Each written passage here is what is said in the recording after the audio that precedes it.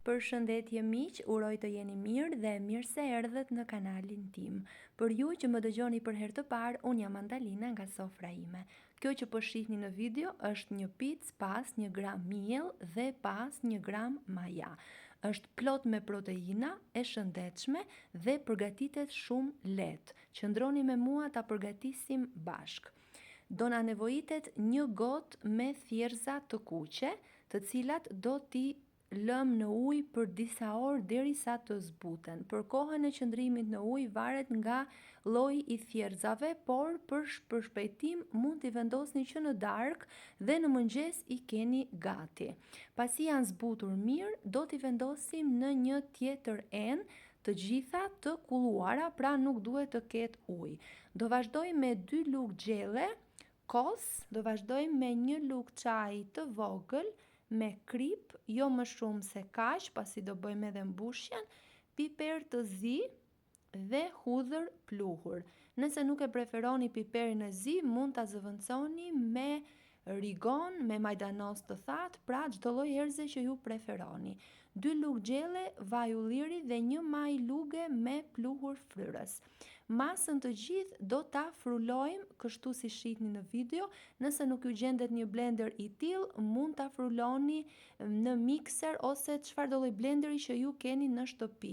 Mjafton që të bëhet një masë si kjo, e njëtrajtshme, e butë dhe jo shumë e qullët.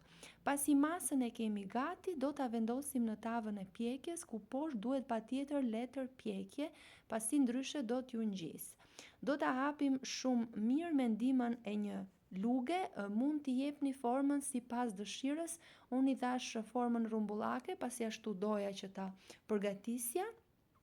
Dua t'ju kujtoj se nëse jeni i ri në kanalin tim, mos harroni të bëni subscribe dhe të shtypni butonin e zilës, kështu do njoftoheni për çdo recetë e re të postuar. Do ta pjekim 10 minuta në 250 gradë.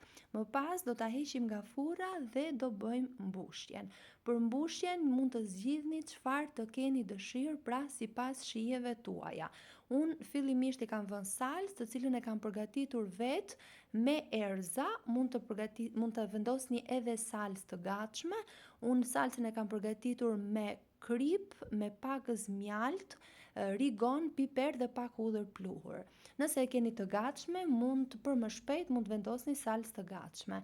Kam shtuar mozzarella, pak proshut pule, pasi djali im e ka qef, dhe sigurisht speca që janë të preferuarat tona. Unë gjithashtu kam shtuar edhe pak ulli, i kam prerë në copa, por siç e thash, ju mund të përgatisni me çfarë të keni dëshirë, me proshuta të ndryshme, me misër, me ton, me fileto pule të zier, pra sipas dëshirës suaj.